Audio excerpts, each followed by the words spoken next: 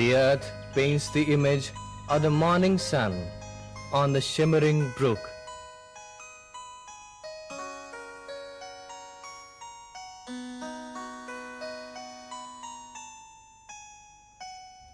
Uncontented, it wipes it out and makes it flow again.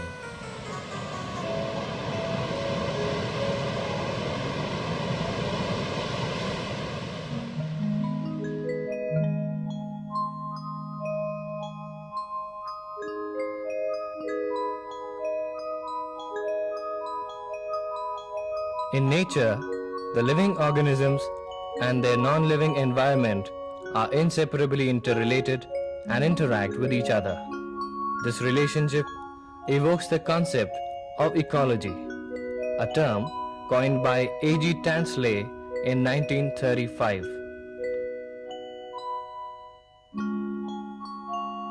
An ecosystem may be of terrestrial, marine,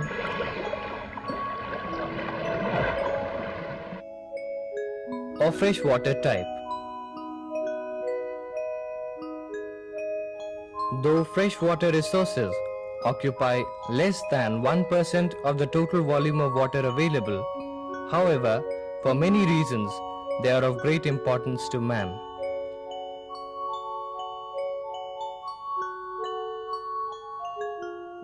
There are different types of freshwater bodies around the world, and their distribution is very uneven. 75% of the available fresh water is in USA and Canada, while in several other continents like Eurasia and Africa, only limited freshwater supply is available. In the Gulf countries, especially in the United Arab Emirates, there is an acute water shortage problem. The freshwater bodies are of different types. They are rivers, which are seasonal or perennial water resources flowing in a gradient and usually joining the sea. Lakes, which represent natural accumulations of water. Rivers on which impoundments are built or man-made large water masses called the reservoirs.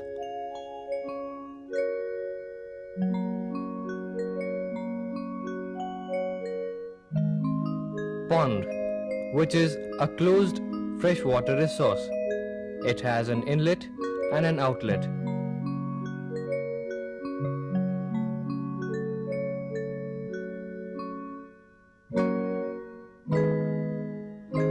Groundwater resources like the dug wells and tube wells.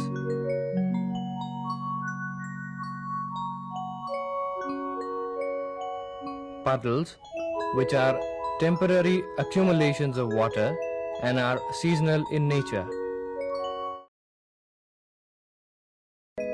Oh, do give me water, for I am weary and thirsty. Oh, do give me water, for I am exhausted.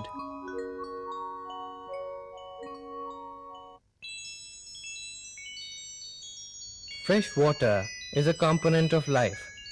It is useful to man in several ways. But today, even this taken for granted resource is becoming delimiting to man.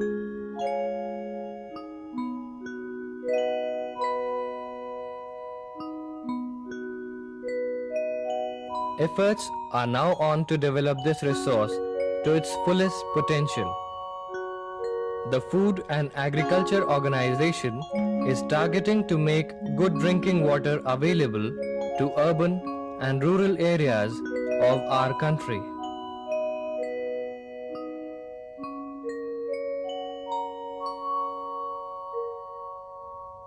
The government is also aiming at constructing more reservoirs on the large scale and tube wells and dug wells on the small scale to combat against serious water scarcity in drought-stricken parts of our country.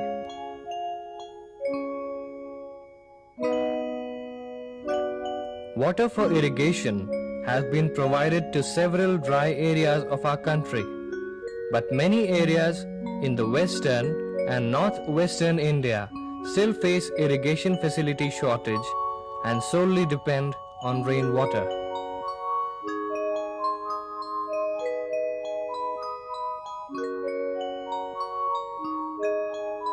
The freshwater resource also provides a potential for aquacultural operations like fish culture,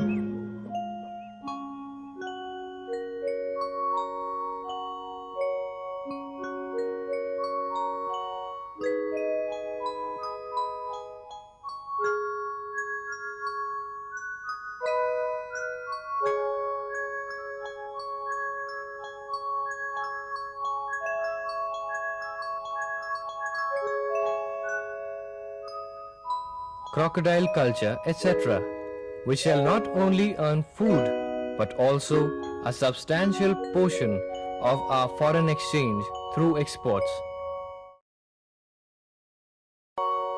The use of freshwater resources for our recreation is also quite limited in our country. Substantial amount of our foreign exchange can be earned in this field also. Tapping of energy from water falling in a gradient yields hydroelectricity, which is presently the cheapest and most substantial amount of electricity production in our country.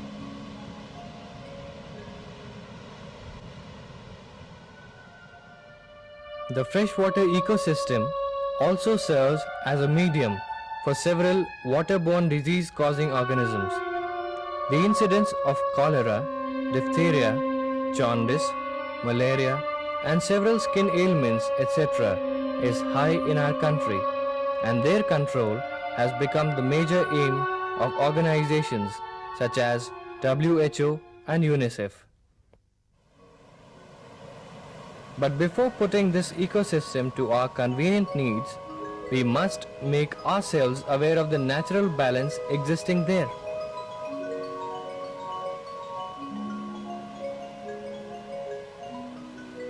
Freshwater bodies are ecologically divided into two types: the lotic or running water type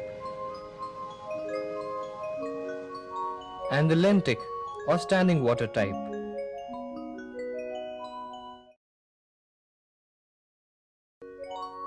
The structure of the ecosystem is made up of interactions between biotic or living component and abiotic or non-living component.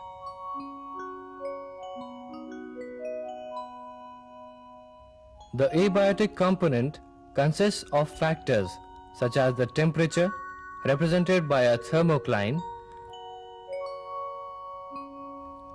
light, which causes littoral, limnitic, and profundal or aphotic types of zonations, the concentration of respiratory gases in water,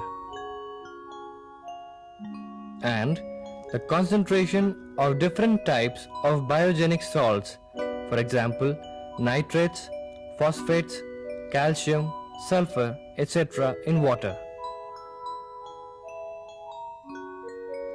The biotic component, which can be classified on the basis of energy flow, in the diagram, producers are represented by P, consumers by C, and decomposers by D. Producers, which are phytoplanktons like algae, diatoms, and macrophytes like hydrilla, water hyacinth, and water lily.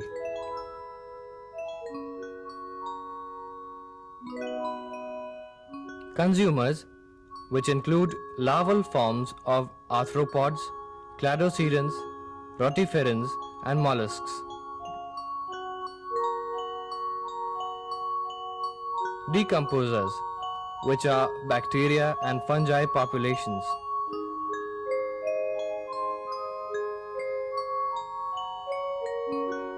The aquatic biota may also be classified on the basis of life forms present in particular position on or in the water body, as periphytons, which are organisms which cling to the stems of plants or stones submerged in water body.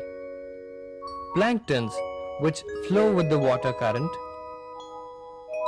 Nectons, which are organisms swimming in water. And neustons, which are organisms resting or swimming on the surface. Ecosystem productivity can be studied with the help of pyramids of biomass, energy, number of autotrophs and heterotrophs, and saprophytes. Such pyramids help to determine whether the particular ecosystem is autotrophic or heterotrophic, that is, producers more than consumers and consumers more than producers respectively. Today, man is abusing this intricate and unique ecosystem by almost possessing it, dumping of huge amounts of sewage wastes, industrial effluents, agricultural discharges, waste from chemical industries, fossil fuels, etc. into these resources is a common occurrence. Due to this indiscriminate use, one day we may be left craving for a drop of fresh water. We have to thus develop our freshwater ecosystems to at least save ourselves from the hazards of water pollution. We have to construct more dams, canals, ponds, dug wells and tube wells and maintain the water quality supplied for domestic needs.